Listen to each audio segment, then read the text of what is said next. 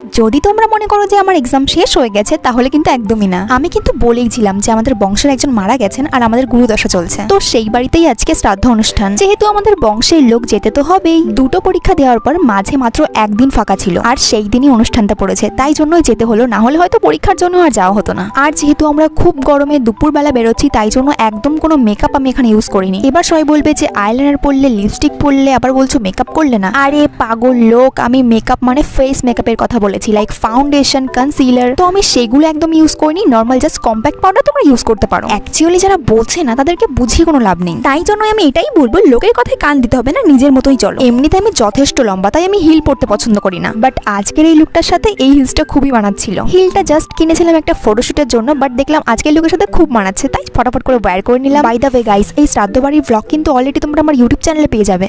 তো চলিয়ে শুরু করতে হ্যাঁ।